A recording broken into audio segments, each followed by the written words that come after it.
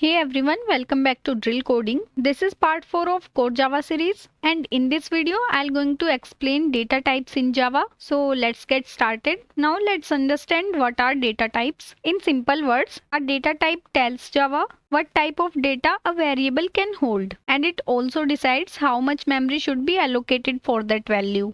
Why Java needs data types? So Java needs data types for memory efficiency, type safety, and for better performance.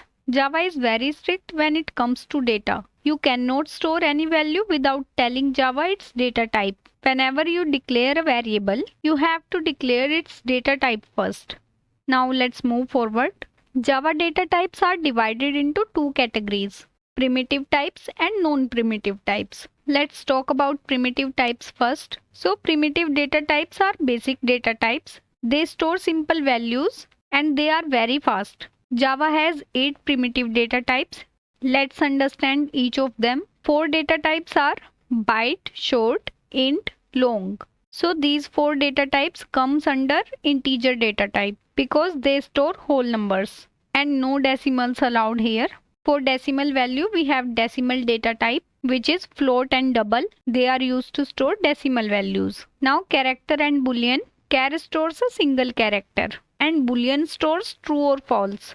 In this chart, we have 8 primitive data types. Size of byte is 1 byte and short 2 bytes. And these are the examples. Whenever we declare these primitive data type, we have to declare like this. And size of int is 4 bytes. And many interviewers ask about size of int, which is 4 bytes. And we declare integer like this. This is our data type and its variable. And this is the value which this variable contains here. Now size of long is 8 bytes, float 4 bytes, double 8 bytes, char 2 bytes, and size of boolean depends on JVM. So always remember Java has 8 primitive data types. Now let's talk about non-primitive. Non-primitive data types are also called reference data types, and they do not store actual values directly. Instead, they store a reference to an object in memory. String, array, object, classes and interfaces are example of non-primitive data type. Now let's move forward. Now this is the proper chart of data types. You can take screenshot of this. Let me quickly explain again.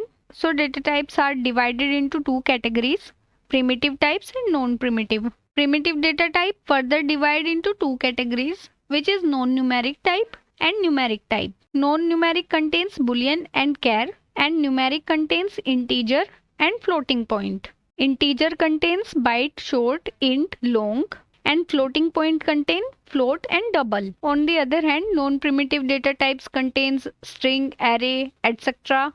Now let's see difference between primitive and non-primitive data types. So primitive data type stores actual value and non-primitive data type stores reference, which is address. Primitive data type stores in heap or stack memory.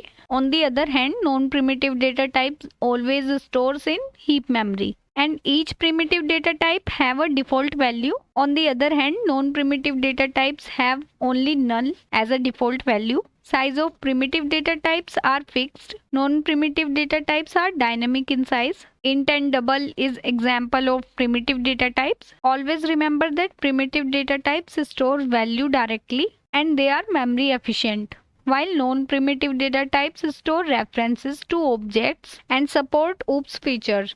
So this is all about data types in Java. If you found this video helpful, don't forget to like, share and subscribe. See you in the next video. Till then, keep learning, keep coding.